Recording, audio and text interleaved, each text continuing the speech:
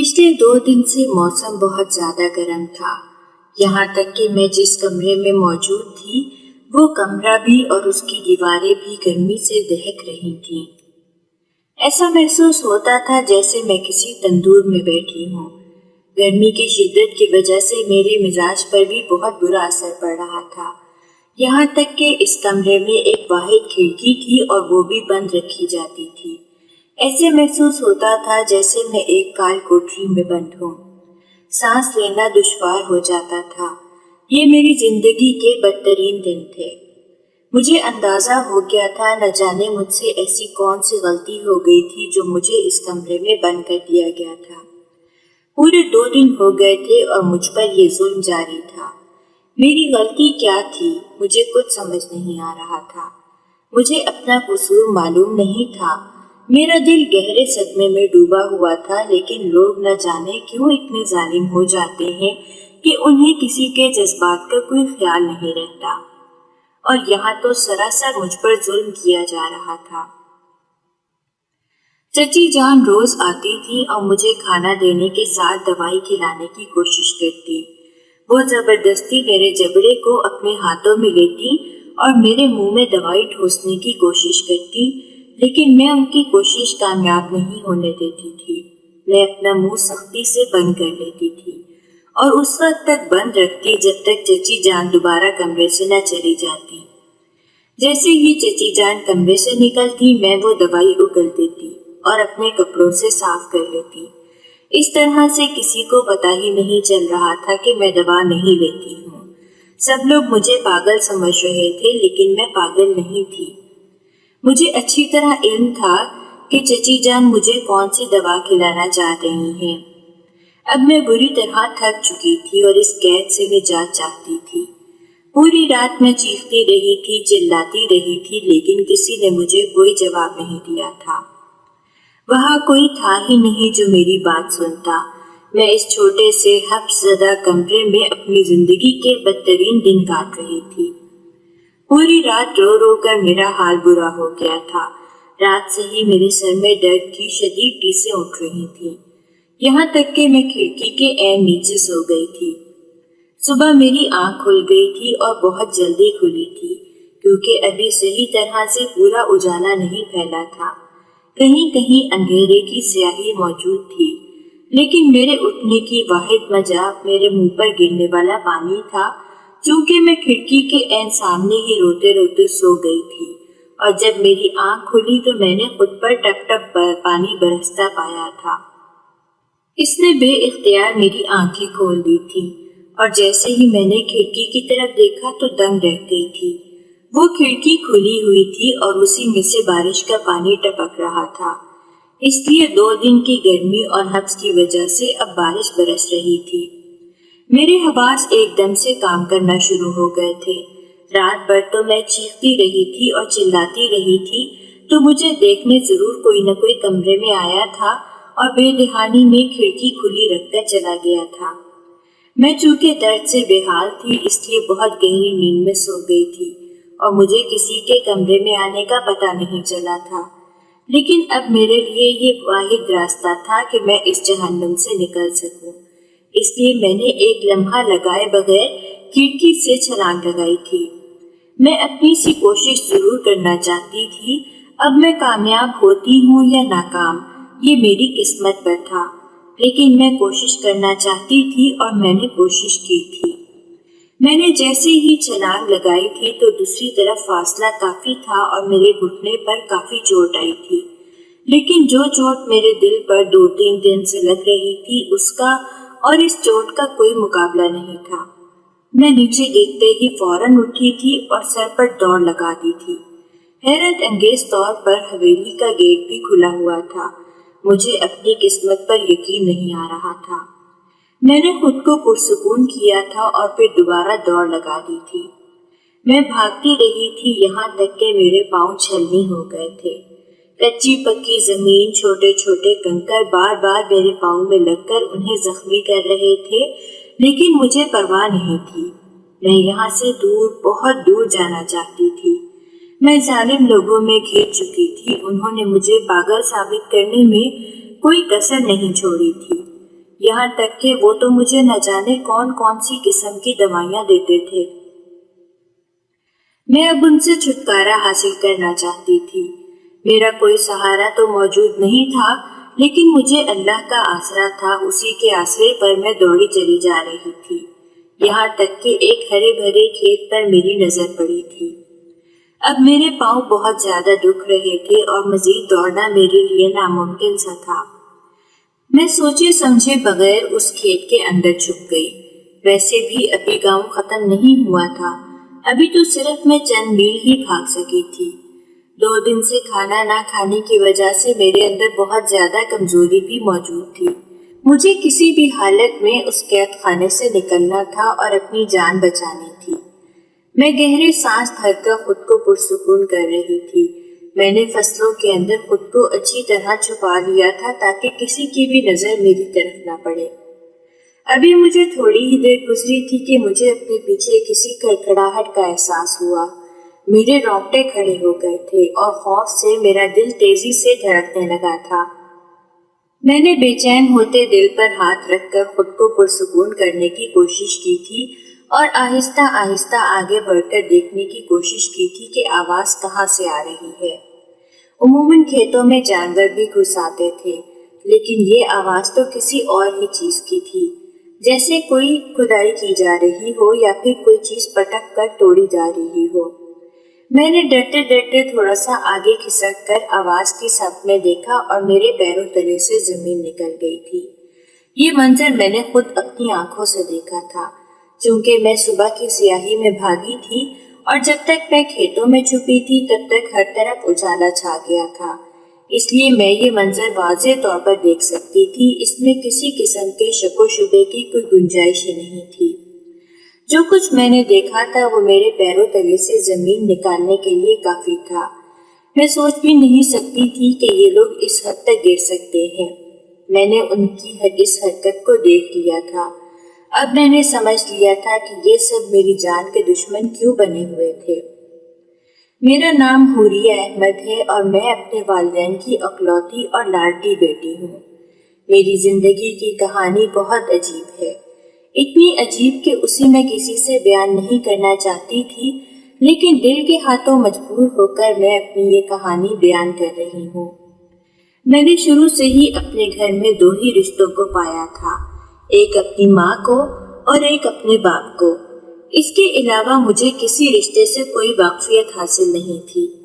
میں اسکول جاتی تھی اور جب وہاں پر میری دوستیں اپنی خالہ، ماموں اور چاچا کے بارے میں باتیں کرتی تھی تب میں گھر آ کر روتی تھی اور اپنی امی سے سوال کرتی تھی کہ میرے یہ سارے رشتے کہاں ہیں۔ تب امی مجھے ٹال مٹول سے جواب دے دیا کرتی تھی۔ کیونکہ میں بچی تھی اس وجہ سے ان کی باتوں میں آ جاتی تھی، لیکن جیسے جیسے عمر بڑھتی گئی تب تک اندازہ ہو گیا کہ میرے پاس یہ رشتے کیوں موجود نہیں ہیں۔ اس کی وجہ ایک ہی تھی کہ میرے والدین نے پسند کی شادی کی تھی، ان دونوں کے گھر والوں نے انہیں نکال دیا تھا۔ تب مجھے سمجھ آ گیا تھا کہ میرے پاس رشتوں کی کمی کیوں ہے، اور جس دن مجھے اس حقیقت کا علم ہوا تھا اس دن سے میرے اندر رشتوں کی طلب ختم ہو گئی تھی، کیونکہ جن لوگوں نے میرے اتنے نرم دل ماں اور باپ کو گھر سے نکال دیا تھا، میں ان کی طلب اپنے دل میں کیوں رکھتی۔ ایسا نہیں تھا کہ میرے ماں باپ نے ان رشتوں کے حوالے سے میرے اندر نفرت بھر دی تھی، لیکن پھر بھی میں جب چپکے چپکے ان دونوں کو آنسو بہاتے ہوئے دیکھتی تھی تب ان کے آنسو میرے دل پر گرتے تھے اور میں سمجھ جاتی تھی کہ آنسو گھر والوں کے لیے بہائے جا رہے ہیں، اور دوسری طرف ان کے گھر والے تھے جنہوں نے ان سے کبھی پلٹ کر 18 برسوں میں ایک بار بھی پوچھنے کی کوشش ہی نہیں کی تھی۔ پھر ایک دن نہ جانے بابا کیوں بہت اداس تھے، میں اس کی وجہ نہیں جان سکی تھی۔ میں نے امی سے جب اس کے متعلق پوچھا تو انہوں نے مجھے بتایا تھا کہ ابو جان کو ان کے بھائی کی طرف سے خط بھیجا گیا ہے اور انہیں وہ لوگ واپس بلا رہے ہیں کیونکہ تمہاری دادی کی طبیعت بہت زیادہ خراب ہے اور وہ اپنے آخری وقت میں اپنے سب سے بڑے بیٹے کو یاد کر رہی ہیں، چنانچہ ان کی طرف سے خط بھیجا گیا ہے۔ ابو اداس تھے کہ ایک تو 18 برسوں میں انہوں نے پوچھنا گوارا نہیں کیا تھا، اب نہ جانے ایسی کون سی مجبوری آ گئی تھی جو انہیں بلا رہے تھے۔ یہ بات اب وہ اچھی طرح جانتے تھے، انہوں نے ہمیں نہیں بتایا تھا، امی بھی اس بات سے واقف نہیں تھی۔ ابو نے جب وہ گھر چھوڑا تھا تو سب کچھ صفر سے شروع کیا تھا۔ انہوں نے اپنے دوست سے ادھار لے کر کاروبار کیا تھا اور اللہ نے اس کاروبار میں اتنی زیادہ برکت ڈال دی تھی کہ ابو کی 2 فیکٹریاں اس وقت موجود تھیں، یعنی ہمارا شمار اچھے خاصے امیر گھرانے میں ہوتا تھا۔ ویسے بھی میں اپنے گھر والوں کی اکلوتی بیٹی تھی، چنانچہ زندگی بہت اچھی گزر رہی تھی۔ امی نے ابو کو بہت زیادہ تسلی دی تھی اور کہا تھا کہ جب ساری عمر ان کی یاد میں آنسو بہاتے رہے ہیں تو اب جو لوگ آپ کو بلا رہے ہیں تو آپ کو اداس ہونے کے بجائے ان سے ملنے جانا چاہیے۔ لیکن ابو اپنے گھر والوں کو اچھی طرح جانتے تھے، اس لیے وہ شش و پنج کا شکار تھے۔ وہ حویلی کے رہنے والے تھے، انہیں اچھی طرح معلوم تھا کہ حویلی والے کبھی بھی اپنا اصول نہیں بدلتے، اسی وجہ سے وہ ڈرے ہوئے تھے اور اداس تھے۔ لیکن امی نے انہیں چلنے کے لیے منا ہی لیا تھا۔ وہ مجھے اور امی کو لے کر وہاں پر چلے گئے تھے۔ حویلی پہنچنے پر ہمارا پرتپاک استقبال کیا گیا تھا اور میں ان سب کے لیے تیار نہ تھی۔ وہاں جا کر مجھے پتا چلا تھا کہ میرے وہاں بہت سے رشتے موجود تھے۔ وہاں پر میری 2 پھوپھیاں تھیں جو عمر میں ابو سے بڑی تھیں۔ ابو سب سے بڑے بیٹے تھے اور ابو کے بعد 2 چھوٹے بھائی تھے، یعنی میرے 2 چاچا تھے۔ دونوں کی شادیاں ہو چکی تھیں اور سب بال بچوں والے تھے، اور ان کے بچے میرے ہی ہم عمر تھے اور کچھ مجھ سے بھی بڑے تھے۔ ابھی ہمیں یہاں آئے 2 ہی دن ہوئے تھے کہ میں نے ابو کو دادی کے کمرے سے غصے سے نکلتے ہوئے دیکھا تھا۔ میں اور امی فوراً پریشان ہو گئے تھے اور ابو کے پیچھے لپکے تھے۔ ابو نے ہم دونوں کو گاڑی میں بٹھا لیا تھا اور گاڑی تیز رفتاری سے آگے بڑھ رہی تھی۔ امی نے لاکھ پوچھنا چاہا تھا کہ کیا ہوا ہے، لیکن ابو نے کچھ نہیں بتایا تھا۔ غصے سے ان کے ماتھے کی رگیں پھولی ہوئی واضح طور پر نظر آ رہی تھی۔ میں نے ابو سے پوچھا تھا کہ ابو جب تک آپ ہمیں نہیں بتائیں گے ہمیں کیسے پتا چلے گا کہ آپ کی اور دادی کی کیا بات ہوئی ہے۔ تب ابو نے کہا تھا تو صرف اتنا کہ بیٹا، حویلی والوں کو میں جانتا ہوں، ان کا مجھے بلانے کا مقصد ایک ہی تھا، اور اب وہ مقصد انہیں حاصل نہیں ہوا ہے تو یہ لوگ اوچھے ہتھ کنڈوں پر اتر آئے ہیں۔ اسی وجہ سے تم لوگوں کا یہاں رہنا مناسب نہیں، اسی لیے ہم اپنے گھر واپس جا رہے ہیں۔ ابھی ابو یہ بات کر ہی رہے تھے کہ سامنے سے ایک ٹرک آیا تھا اور گاڑی تیز رفتاری کے باعث اس وقت اس میں جا لگی تھی۔ اس کے بعد مجھے کچھ ہوش نہیں رہا تھا کہ کیا ہوا ہے۔ جب ہوش آیا تھا تو خود کو حویلی میں پایا تھا۔ میں نے بے اختیار امی ابو کو پکارا تھا، لیکن وہاں پر کوئی بھی نہیں تھا، نہ امی تھی نہ ابو تھے، اس کے علاوہ ان کے سارے رشتے موجود تھے۔ میں نے ان سب سے امی ابو کے بارے میں پوچھا تھا اور انہوں نے مجھے جو جواب دیا تھا اسے سن کر مجھے ایسا لگا تھا کہ میں اب دوبارہ کبھی سانس نہیں لے پاؤں گی۔ 18 برسوں تک مجھے پیار دینے والے، میری ہر خواہش پوری کرنے والے، مجھے محبت سے پال پوس کر بڑا کرنے والے اس دنیا میں نہیں رہے تھے۔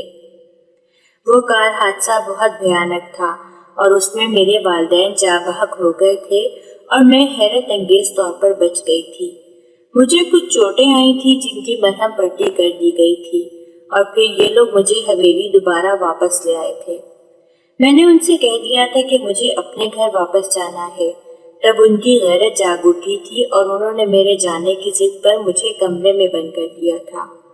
وہ نہ جانے کیا ثابت کرنا چاہتے تھے۔ چچی جان آتی تھیں اور مجھے کوئی دوائی کھلانا چاہتی تھی۔ میں نے چیخ کر ان سب کو کہا تھا کہ میں اپنے گھر واپس جاؤں گی اور اس جاہلانہ گھر میں کبھی نہیں آؤں گی۔ ان لوگوں نے جیسے مجھ سے کوئی بیر ہی باندھ لیا تھا۔ انہوں نے مجھے جیسے کال کوٹری میں بند کر دیا تھا اور وہاں کسی قیدی کی طرح کھانا پانی پہنچا دیا کرتے تھے۔ چند دنوں پہلے تک زندگی بہت حسین تھی۔ میں نے اپنی 18ویں سالگرہ منائی تھی اور ابو نے دھوم دھام سے اپنے تمام دوستوں کو بلایا تھا۔ وہ دن میری زندگی کا یادگار دن تھا، لیکن چند ہی دن بعد میں اپنی زندگی کے بدترین دن گزار رہی تھی۔ میں کبھی سوچ بھی نہیں سکتی تھی کہ میرے ساتھ یہ سب بھی ہو سکتا ہے۔ وہ لوگ کسی طریقے سے بھی مجھے رہا کرنے کے لیے راضی نظر نہیں آ رہے تھے۔ بقول ان کے میں ان کی وارث تھی، وہ مجھے ایسے کیسے اکیلے رہنے دیتے، جبکہ مجھے معلوم تھا کہ میں جب تک یہاں رہوں گی اپنی مرضی سے سانس بھی نہیں لے پاؤں گی۔ یہ حویلی اور اس کے بوسیدہ اصول مجھے جیتے جی مار دیں گے، اس لیے میں نے بھی اپنی ضد نہ چھوڑی تھی اور انہوں نے مجھے پاگل ثابت کرنے کی کوئی کسر نہ چھوڑی تھی۔ یہاں تک کہ چچی جان تو مجھے کوئی دوائی بھی کھلانا چاہتی تھی۔ مجھے یہ معلوم نہیں ہو سکا تھا کہ ابو کی اور دادی کی اصل میں بات کیا ہوئی تھی، لیکن آہستہ آہستہ مجھے معلوم ہو رہا تھا، اور ابو کے غصے کی وجہ جو اس کار حادثے کا سبب بنی تھی وہ یہ تھی کہ دادی نے بستر مرگ پر بھی ابو کو پسند کی شادی کے تانے دینے سے ذرا بھی نہیں گھبرائی تھی، اور انہیں محبت کی شادی کرنے اور والدین کو چھوڑنے کے اس قدر تانے دیے تھے کہ ابو بے حد غمگین ہو گئے تھے۔ ان لوگوں نے صرف یہیں تک نہیں کیا تھا بلکہ انہوں نے چچی جان کے معذور بیٹے کے لیے میرا رشتہ مانگ لیا تھا، اور وہ یہ سب کیوں کر رہے تھے مجھے اچھی طرح معلوم تھا۔ وہ سب جائیداد کے حصول کے لیے کوشاں تھے۔ حالانکہ اتنی بڑی حویلی، نوکر چاکر، روپیہ پیسہ، ان کے پاس سب کچھ تھا، لیکن فرق صرف اتنا تھا کہ وہ سب کچھ ابو کے نام تھا۔ دادا چونکہ اپنے سب سے بڑے بیٹے سے بہت محبت کرتے تھے، اور کافی عرصے تک ابو کے بعد ان کی کوئی اولاد بھی نہیں ہوئی تھی، صرف 2 بیٹیاں تھیں، اور ابو کے کافی عرصے بعد چچا پیدا ہوئے تھے۔ چنانچہ دادا نے اپنی زندگی میں ہی اپنی ساری جائیداد ابو کے نام کر دی تھی، اور پھر جب ابو نے پسند کی شادی کی تھی اور گھر والوں نے ان کو نکال دیا تھا تب بھی یہ جائیداد انہی کے نام رہی تھی۔ اتنے عرصے بعد ابو کو خاص طور پر بلانے کی بھی یہی ایک وجہ تھی کہ دادی بٹوارا کرنا چاہتی تھی، کیونکہ دونوں چاچا ان کے گلے پڑ گئے تھے کہ وہ حویلی کا بٹوارا کریں، جبکہ دادا نے ان دونوں چچا کی پیدائش کے بعد زمینیں ان کے نام کر دی تھی، لیکن ان کے مال کی حوث ختم نہیں ہو رہی تھی، اور وہ حویلی جو ابو کے نام تھی اور ابو نے میرے نام کر دی تھی، وہ سب مل کر اس لیے میرے پیچھے پڑے ہوئے تھے۔ چچا جان چاہتے تھے کہ میرے اب نارمل بیٹے سے شادی کرنے کے بعد جائیداد ان کے بیٹے کے نام پر ٹرانسفر ہو جائے، اور وہ تو تھا ہی اب نارمل، اس سے سائن کروا کر وہ لوگ ساری جائیداد دوبارہ سے اپنے نام کر لیں گے۔ جب سے مجھے پتا چلا تھا میرا دماغ معاف ہو گیا تھا۔ میں پوری رات چیختی رہی تھی، چلاتی رہی تھی، اور اس کے بعد وہیں روتے روتے سو گئی تھی۔ مجھے اپنے والدین کی شدت سے یاد آتی تھی۔ ان کا سایہ جب تک میرے سر پر قائم تھا تب تک زندگی بہت حسین تھی، لیکن جیسے ہی وہ لوگ اس دنیا سے رخصت ہوئے تھے، زندگی کسی ظالم بادشاہ کی طرح مجھے پھانسی کے گھاٹ پر لٹکانے کے لیے بےتاب نظر آتی تھی، اور میری کہانی کے تمام لوگ مجھے جلاد دکھائی دیتے تھے۔ اگر دیکھا جائے تو حویلی کے تمام لوگ ایک طرف تھے اور میں 18 سال کی ایک ڈھان پان سی لڑکی ایک طرف تھی۔ مجھے ان کی حویلی سے کوئی غرض نہیں تھے۔ اگر وہ لوگ طریقے سے بات کرتے تو میں حویلی آج کے آج انہیں واپس کر دیتی، لیکن وہ صرف حویلی کو واپس حاصل نہیں کرنا چاہتے تھے، ان کے مقاصد کچھ اور تھے جو میں اب تک نہیں جان پائی تھی۔ بالآخر قدرت کو مجھ پر تھوڑا بہت رحم آ گیا تھا، اور کسی طرح سے اس کال کوٹری کی کھڑکی کھلی رہ گئی تھی، اور میں نے پاگل ہونے کا بھرپور ناٹک کرتے ہوئے ان لوگوں کے ذہن میں یہ بٹھا لیا تھا کہ میں ان 3 دنوں کی قید میں اپنے حواس کھو چکی ہوں، اور پھر وہ لوگ اپنے حواس قائم نہ رکھتے ہوئے اس کمرے کی کھڑکی کھلی رکھ کر چلے گئے تھے، اور مجھے موقع مل گیا تھا۔ میں وہاں سے بھاگ گئی تھی اور کھیتوں میں چھپ گئی تھی، لیکن وہاں جو منظر میں نے دیکھا تھا وہ مجھے پوری طرح ہلانے کے لیے کافی تھا۔ میں نے وہاں کھیتوں میں گڑگڑاہٹ ہونے پر کسی جانور کے شبے پر جھانک کر دیکھا تھا، اور جو کچھ میں نے دیکھا تھا اسے دیکھ کر میں دنگ رہ گئی تھی۔ وہاں کوئی اور نہیں چچی جان موجود تھی، اور وہ زمین کھود رہی تھی۔ میں پھٹی پھٹی نگاہوں سے ایک طرف کو چھپی ان کی یہ حرکت دیکھ رہی تھی۔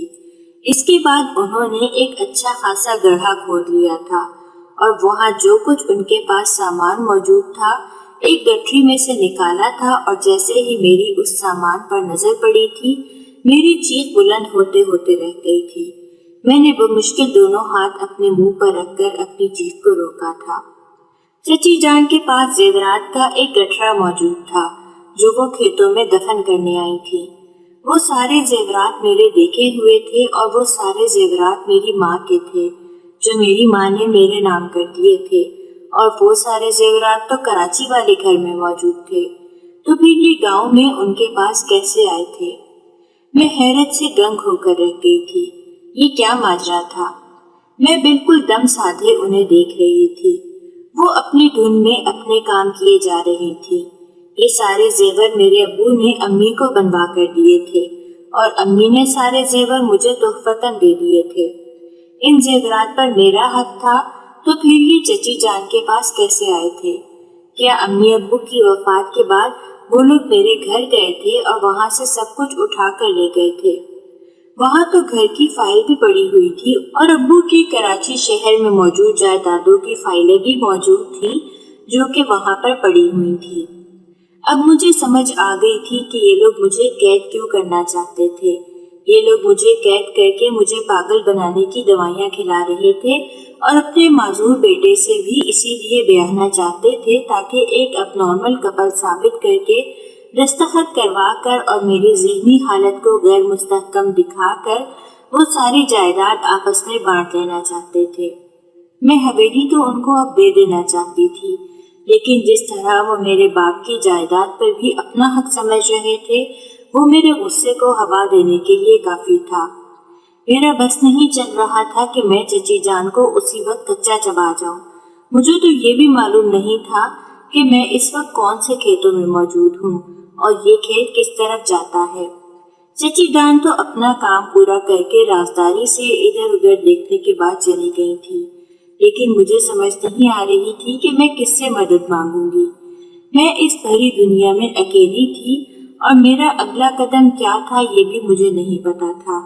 میں بس اس گھر سے فرار ہو گئی تھی، میرے لیے یہی کافی تھا۔ تھوڑی دیر بعد میں اطمینان کر لینے کے بعد کہ اب کھیتوں کے پاس کوئی بھی موجود نہیں، میں وہاں سے اٹھ کھڑی ہوئی تھی اور تھوڑی دیر چلنے کے بعد بس اسٹاپ آ گیا تھا۔ میں کچھ بھی سوچے سمجھے بغیر بس میں سوار ہو گئی تھی۔ مجھے نہیں معلوم تھا کہ بس مجھے کہاں لے جانے والی ہے اور میری منزل کیا ہے۔ بس اپنی منزل کی طرف بڑھ رہی تھی اور مجھے جیسے ایک دم سے ہوش آیا تھا کہ میں پوچھ ہی لوں کہ بس کس طرف جا رہی ہے۔ تب مجھے پتا چلا تھا کہ یہ بس تو فیصل آباد جا رہی تھی اور میری منزل تو کراچی تھی۔ اب میں کچھ بھی نہیں کر سکتی تھی سوائے فیصل آباد آ جانے کے انتظار کے۔ بس رک چکی تھی اور میرے پاس کرائے تک کے پیسے نہیں تھے۔ میں نے اپنے ہاتھ سے ایک چوڑی اتار کر ڈرائیور کے ہاتھ میں تھما دی تھی۔ اس وقت میں بے یار و مددگار فیصل آباد کی سڑکوں پر چل رہی تھی۔ مجھے نہیں معلوم تھا کہ میرا اگلا قدم کیا ہوگا۔ سامنے ہی مجھے پولیس اسٹیشن نظر آیا تھا اور میکانکی انداز میں میرے قدم وہاں کی طرف بڑھ گئے تھے۔ وہاں تھانے میں لوگوں کا ہجوم تھا، ہر کوئی اپنی شکایت کرنے موجود تھا۔ میں وہاں رکھی ایک کرسی پر بیٹھ گئی تھی اور رش کے کم ہونے کا انتظار کر رہی تھی، یہاں تک کہ کئی گھنٹے بیت چکے تھے اور رش کم ہو کر اب ختم ہو چکا تھا۔ اب وہاں موجود عملے نے مجھے نوٹس کیا تھا اور پھر مجھ سے پوچھا تھا کہ بی بی آپ کو کیا کام ہے، ہم کب سے دیکھ رہے ہیں آپ یہیں پر موجود ہیں۔ تب اچانک خود بخود میرے آنسو نکلنا شروع ہو گئے تھے اور عملہ میرے گرد جمع ہونا شروع ہو گیا تھا۔ میں نے چادر کے پلو سے اپنے آنسو صاف کیے تھے اور دھندلی آنکھوں سے سر اٹھا کر عملے کو دیکھا تھا۔ اسی اثنا میں کسی کی گرجدار آواز آئی تھی اور سارا عملہ دوبارہ اپنے کام میں مصروف ہو گیا تھا۔ مجھے ایک کمرے میں بلایا گیا تھا، وہاں صرف پولیس آفیسر اور ان کے دوست موجود تھے۔ ان کے دوست مجھے بیرسٹر لگ رہے تھے کیونکہ انہوں نے وکیل کا لباس پہنا ہوا تھا۔ میں صرف اندازہ ہی لگا سکی تھی۔ ان کے سوال کرنے پر میں نے انہیں بتایا تھا کہ کس طرح مجھے حویلی میں محض جائیداد کے حصول کے لیے حبس بیجا میں رکھا گیا۔ انہوں نے میری شکایت تو درج کر لی تھی، لیکن اب میں کہاں جاتی میرا کوئی ٹھکانہ نہیں تھا۔ میں نے انہیں بتا دیا کہ میں کراچی میں رہتی ہوں اور میں وہاں جانا چاہتی ہوں۔ اس آفیسر نے مجھے یقین دہانی کروائی تھی کہ وہ لوگ مجھے کراچی روانہ کر دیں گے، اور اس عرصے میں انہوں نے مجھے ایک ہاسٹل میں رکوا دیا تھا۔ ان کے مطابق ضروری کارروائی کے بعد ہی میں کراچی جا سکتی ہوں۔ میں یہاں ہاسٹل میں رہ رہی تھی اور آج دوسرا دن تھا۔ میری روم میٹ ایک سیدھی سادی سی لڑکی تھی۔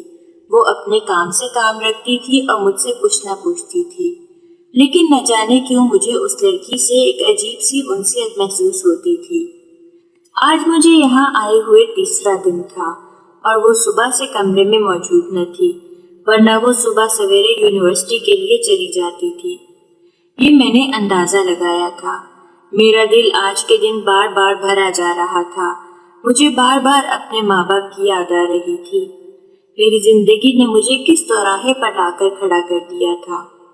اس نے مجھے یوں روتے دیکھا تو مجھ سے بات چیت کرنے کی کوشش کی تھی، اور مجھے تو جیسے کسی سہارے کی ضرورت تھی۔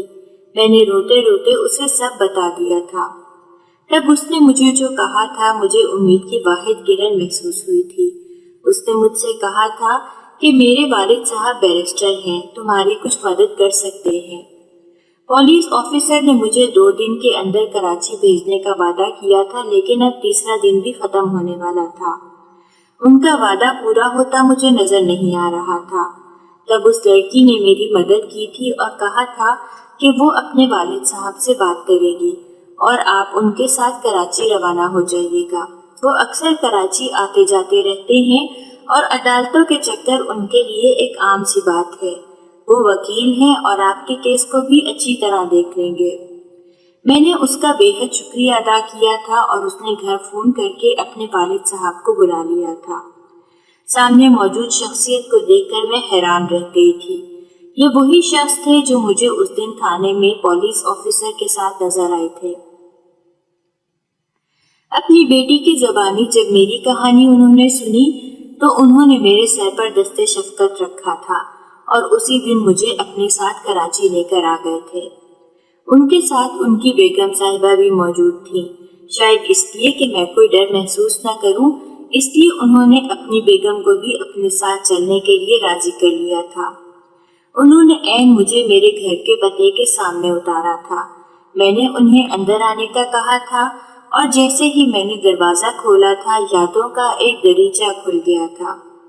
ایک ایک قدم پر میرے آنسو بہہ رہے تھے اور مجھے میرے ماں باپ کی آوازیں اپنے کانوں میں گونجتی ہوئی محسوس ہو رہی تھی۔ ان دونوں نے مجھے آگے بڑھ کر حوصلہ دیا تھا اور پھر میں نے اپنے والدین کے کمرے کا دروازہ کھولا تھا۔ وہاں ان کی قدادم فوٹو فریم ہو کر لگوائی گئی تھی اور اس فوٹو کو دیکھ کر میرے صبر کا بندھن ٹوٹ گیا تھا۔ میں وہیں پھوٹ پھوٹ کر روتی تھی۔ اسی اثناء میں مجھے اپنے کندھے پر کسی کا ہاتھ محسوس ہوا تھا اور میں نے مڑ کر دیکھا تھا۔ وہ بیرسٹر صاحب مجھے حوصلہ دے رہے تھے اور اسی دوران انہوں نے مجھ سے سوال کیا تھا کہ کیا یہ سامنے لگی تصویر میں تمہارے ماں باپ موجود ہیں؟ میں نے اس بات میں سر ہلایا تھا اور وہ وہیں کرسی کھینچ کر بیٹھ گئے تھے۔ میں نے بغور ان کا رد عمل دیکھا تھا۔ وہ بار بار اپنے سینے پر ہاتھ پھیر رہے تھے۔ ان کی بیگم صاحبہ انہیں پانی پلا رہی تھی۔ میں اپنا غم بھول کر انہیں دیکھنے لگی تھی۔ میں گھبرا گئی تھی کہ انہیں کیا ہو گیا ہے۔ میں نے ان سے پوچھا تھا کہ آپ ٹھیک ہیں؟ تو انہوں نے مجھ سے پوچھا تھا کہ تمہاری ماں کا کیا نام تھا؟ میں ان کے عجیب سوال پر تھوڑی دیر حیران ضرور ہوئی تھی، لیکن میں نے انہیں بتا دیا تھا کہ میری ماں کا نام گل بانو ہے اور انہوں نے میرے والد سے پسند کی شادی کی تھی۔ میرے والد کا نام سفیر احمد تھا۔ انہوں نے اچانک سے اپنی بیگم کو دیکھا تھا اور ان کی بیگم نے مجھے دیکھا تھا، اور اس کے بعد نہ جانے کیا ہوا تھا کہ ان انکل نے آگے بڑھ کر مجھے گلے سے لگا لیا تھا۔ میں اچانک رد عمل پر بے حد گھبرائی تھی۔ ان کی بیگم بھی ہنستے ہنستے رو پڑی تھی، لیکن مجھے کچھ ماجرا سمجھ میں نہیں آیا تھا۔ تب انہوں نے جو کچھ مجھے کہا تھا، مجھے سمجھ نہیں آیا تھا کہ میں اس پر کیا رد عمل دوں۔ انہوں نے مجھے بتایا تھا کہ گل بانو کوئی اور نہیں بلکہ میری بہن تھی، اور وہ بیرسٹر کوئی اور نہیں بلکہ میرے ماموں تھے۔ ان کا نام سہیل حسین تھا۔ یعنی قدرت نے جانے انجانے میں مجھے اپنے ننیال سے ملوا دیا تھا۔ اس وقت میری حالت ایسی ہو رہی تھی اور اس قدر کیفیات دل میں گڑبڑ ہو رہی تھی کہ میں انہیں کوئی نام نہیں دے پا رہی تھی۔ میں بس خالی خالی نگاہوں سے ان دونوں کو دیکھے جا رہی تھی، اور وہ اتنے عرصے بعد اپنی بہن کی نشانی ملنے پر ہنس بھی رہے تھے اور رو بھی رہے تھے۔ انہیں غم اس بات کا تھا کہ وہ اپنی بہن سے اس کی زندگی میں نہ مل سکے تھے، اور وہ یہی سمجھتی رہی تھیں کہ ان کے ماں باپ اور ان کے بھائی نے انہیں معاف نہیں کیا، جبکہ بقول سہیل حسین کے، جو کہ اب میرے ماموں تھے، والدین نے تو انہیں اسی دن معاف کر دیا تھا، اور وہ انہیں یاد کر کے روتے رہتے تھے۔ میں بھی اپنی بہن کی کمی بے حد محسوس کرتا تھا، لیکن قدرت نے ہمیں ایسا الگ کیا تھا کہ پھر دوبارہ کبھی ملنے کا موقع ہی نہ دیا تھا۔ اور اب جب تم سے ملاقات ہوئی ہے تب ہمیں پتہ چلا ہے کہ وہ تو اس دنیا میں ہی نہیں رہی۔ یہ کہہ کر وہ دوبارہ رونے لگے تھے۔ مجھے خوشی اس بات کی تھی کہ قدرت نے مجھے اتنے برے حالات میں میرے ننیال والوں سے ملوا دیا تھا۔ میں اپنے اندر بالکل بھی ہمت محسوس نہیں کر رہی تھی، اور اتنے بڑے گھر میں اکیلے رہنا تو مجھے بہت زیادہ دشوار گزار لگ رہا تھا۔ آخر کار قدرت کو مجھ پر رحم آ گیا تھا۔ میں نے انہیں اپنے اوپر گزرنے والے ظلم کی ساری داستان سنا دی تھی، اور یہ بھی کہا تھا کہ وہ لوگ ابھی تک میرے پیچھے لگے ہوئے ہیں، اور میں ان سے چھپ کر ان کے گھر سے بھاگی تھی، لیکن میں انہیں سبق سکھانا چاہتی ہوں۔ انہوں نے میرے والدین کو بھی دکھ ہی پہنچایا، اور اب میری ذات کو بھی نقصان پہنچانے کے در پہ ہیں۔ میں ان کے خلاف کیس لڑنا چاہتی تھی۔ میں نے انہیں یہ بھی بتایا تھا کہ انہوں نے میرے کراچی والے گھر میں گھسنے کی کوشش بھی کی ہے، اور تمام اہم کاغذات، یہاں تک کہ میری ماں کے تمام زیورات بھی یہ لوگ چرا کر لے گئے ہیں۔ میرے ماموں سوچ میں پڑ گئے تھے۔ انہوں نے مجھے فیصل آباد چلنے کے لیے کہا تھا، کیونکہ یہاں اکیلے رہنا میری جان خطرے میں ڈالنے کے برابر تھا۔ میں نے ان سے کہا تھا کہ میں صرف ایک دن یہاں گزارنا چاہتی ہوں، اور اس کے بعد میں ان کے ساتھ چلنے کے لیے راضی ہوں۔ انہوں نے مجھے اجازت دے دی تھی، اور اس ایک رات میں نے ایک ایک لمحہ اپنے والدین کو یاد کیا تھا۔ ان کے بغیر زندگی زندگی نہیں بلکہ دوزخ بن چکی تھی، اور اس دوزخ میں ہر کوئی مجھے سزا کا فرشتہ نظر آتا تھا۔ لیکن جب سے میرے ماموں نے مجھے یقین دلایا تھا کہ وہ میری ہر معاملے میں مدد کریں گے، تب مجھے تھوڑا سا حوصلہ ہوا تھا، اور اگلے ہی دن ہم دوبارہ فیصل آباد کے لیے نکل گئے تھے۔ وہاں نانا نانی مجھ سے مل کر بے حد خوش ہوئے تھے، اور مجھے ایسا لگا تھا جیسے مجھے دوبارہ ماں باپ کا پیار مل رہا ہے۔ میں وہاں بھی اپنی آنکھوں کو برسنے سے روک نہیں پائی تھی۔ قدرت نے ایک ایسا انتظام کر رکھا تھا جس کے ذریعے وہ مجھے میرے ننیال سے ملوانا چاہتی تھی، اور ایسا ہی ہوا تھا۔ میں اپنی زندگی کے بدترین دن گزار کر اب کافی حد تک سنبھل چکی تھی۔ ماموں نے حویلی والوں کو نوٹس بھیج دیا تھا، اور اس نوٹس میں لکھا گیا تھا کہ جلد از جلد حویلی کو خالی کر دیا جائے۔ کافی دن گزر گئے تھے اور ان کی طرف سے کوئی رد عمل سامنے نہیں آیا تھا۔ شاید وہ لوگ اس نوٹس کو خالی خوری نوٹس سمجھ رہے تھے، اور انہیں اندازہ نہیں تھا کہ میں 18 برس کی ہو کر یہ سب کچھ کر سکتی ہوں، جبکہ انہیں معلوم نہیں تھا کہ میری پشت پر میرے ننیال والے موجود ہیں، اور خاص طور پر میرے ماموں جو کہ بیرسٹر تھے اور اچھی خاصی مہارت رکھتے تھے۔ انہوں نے مجھے بہت ہلکا لیا ہوا تھا، اس وجہ سے ان کے آگے اس نوٹس کی کوئی اہمیت نہیں تھی۔ لیکن جب مقررہ تاریخ گزرنے کے بعد بھی انہوں نے عدالت میں اپنی صفائی پیش نہیں کی، تب انہیں دوسرا اور آخر نوٹس بھیجنے کے ساتھ ساتھ میں خود بھی حویلی میں ماموں کے ساتھ وہاں موجود تھی۔ وہ لوگ مجھے وہاں دیکھ کر حیران رہ گئے تھے، یہاں تک کہ چچی جان نے تو آگے بڑھ کر مجھ پر ہاتھ اٹھانے کی کوشش بھی کی تھی، پر وقت میرے ماموں نے آگے بڑھ کر ان کا ہاتھ جھٹک دیا تھا۔ وہ لوگ سب مل کر مجھے نفرت کی نگاہوں سے دیکھ رہے تھے، اور میں سینے پر بازو لپیٹے انہیں بھرپور فاتحانہ نگاہوں سے دیکھ رہی تھی۔ ان 3 دنوں میں اپنے اوپر کیے گئے ظلم کو کبھی نہیں بھول سکتی تھی۔ اس کے ساتھ ساتھ میں نے تھانے میں یہ شکایت بھی درج کروا دی تھی کہ انہوں نے مجھے پاگل کرنے کی دوائیاں بھی کھلانے کی کوشش کی تھی۔ میرے ساتھ پولیس بھی موجود تھی، اور چونکہ انہوں نے نوٹس کا جواب نہیں دیا تھا، اس لیے اب ایک لیگل ایکشن لینے کے لیے میں ان کے ساتھ وہاں آئی تھی۔ پولیس نے ان سے کہہ دیا تھا کہ 2 دن کے اندر یہ حویلی خالی ہو جانی چاہیے، کیونکہ حویلی کی مالکہ ایسا چاہتی ہے۔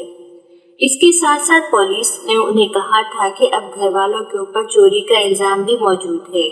آپ لوگوں نے حلیہ احمد کے کراچی والے گھر میں گھس کر وہاں سے اہم دستاویزات چرا لی ہیں، بلکہ ان کی ماں کی آخری نشانی ان کے زیورات بھی چرا لیے ہیں، اور اس الزام پر تمام گھر والے چونک اٹھے تھے۔ کسی کو بھی یہ خبر نہیں تھی کہ الزام سچا ہے، جھوٹا نہیں ہے۔ کوئی بھی یقین نہیں کر رہا تھا، یہاں تک کہ انہوں نے مجھے برا بھلا کہنا شروع کر دیا تھا اور میں چپ چاپ سن رہی تھی۔ جب انہوں نے بھرپور طریقے سے اپنی بھڑاس نکال لی تھی تو میری بولنے کی باری تھی، اور میں نے جب بولنا شروع کیا تھا تو سب چپ ہو کر سننے لگے تھے، کیونکہ میرا لہجہ اس قدر سخت اور پتھر تھا کہ کسی کے بولنے کی ہمت ہی نہیں ہو رہی تھی۔ میں نے ان سے کہا تھا کہ آپ لوگوں میں انسانیت نام کی کوئی چیز نہیں ہے۔ وہ بھائی جو ساری زندگی آپ لوگوں کے لیے روتا رہا تھا اور آپ لوگوں کو یاد کر کر کے اس نے اپنی صحت تباہ کر لی تھی، جب آپ لوگوں نے اسے یاد کیا تو اس نے فوراً سے لبیک کہا تھا۔ حالانکہ اس کی کیا غلطی تھی؟ اس کی غلطی صرف یہی تھی کہ اس نے پسند کی شادی کی تھی اور اس نے اپنی جائیداد اپنی اولاد کے نام پر کر دی تھی۔ اس کی بس یہی غلطی تھی، اور اس غلطی کی سزا اسے یہ بھگتنی پڑی تھی کہ اس گھر میں آنے کے بعد 18 سال پہلے پسند کی شادی کرنے کی وجہ سے انہیں اس قدر تانے دیے گئے، اس قدر ان کی دل آزاری کی گئی کہ وہ انتہائی رنجیدہ حالت میں گھر سے نکلے تھے، اور اسی حالت میں ان کا کار حادثہ ہو گیا تھا، اور اسی حالت میں وہ اس دنیا سے رخصت ہو گئے تھے۔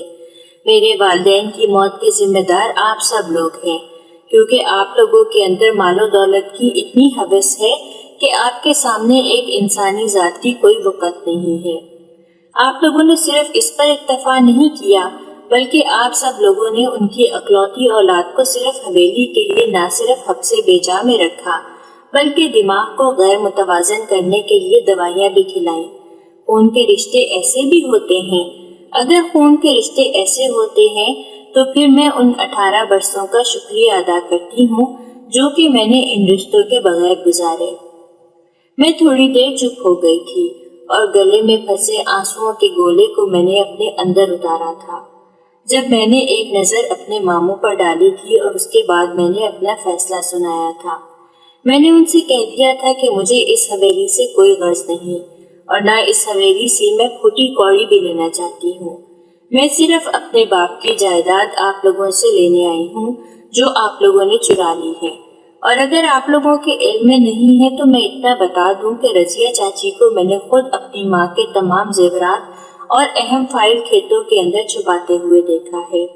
مجھے نہیں معلوم کہ ان کا یہ عمل انفرادی ہے یا آپ سب کا اجتماعی عمل ہے، لیکن میں صرف اتنا چاہتی ہوں کہ میرے باپ کی خون پسینے کی کمائی مجھے لوٹا دی جائے، تبھی میں حویلی سے دستبردار ہو جاؤں گی۔ اور اگر ایسا نہیں کیا گیا اور مجھے جھوٹا ثابت کیا گیا تو میں اچھی طرح جانتی ہوں کہ میری چیزیں کہاں موجود ہیں، لیکن اگر میں عزت سے آپ تمام لوگوں سے یہ چیزیں مانگ رہی ہوں تو پھر آپ کو بھی اپنی عزت کی لاج رکھ لینی چاہیے، اور یہ ثابت کر دینا چاہیے کہ آپ لوگ بھی اصول کے پکے ہیں، اپنی بات سے پیچھے نہیں ہٹتے۔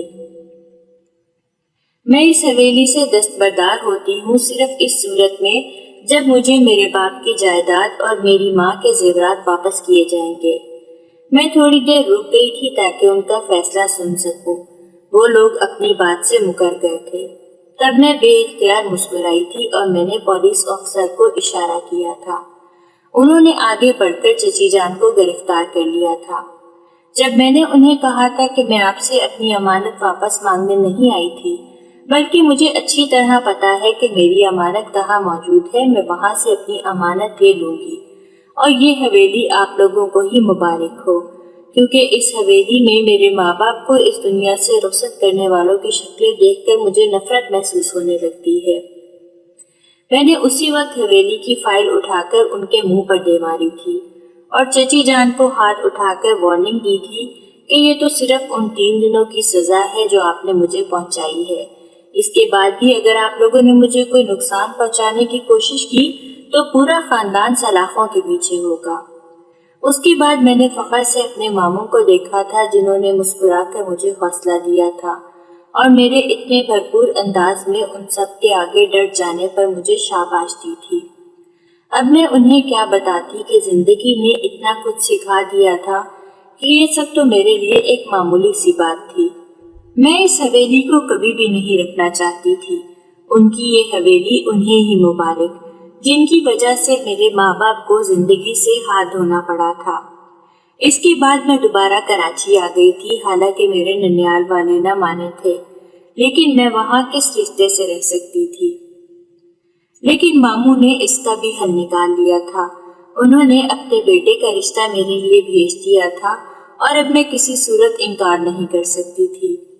میں ان کی اس محبت پر مسکرا دی تھی۔ انہوں نے اپنی بہن کو کھو دیا تھا، لیکن ان کی آخری نشانی کو نہیں کھونا چاہتے تھے۔ مجھے لگتا تھا کہ اب زندگی تھوڑی بہتر ہونا شروع ہوئی ہے، اور ایسا ہی تھا۔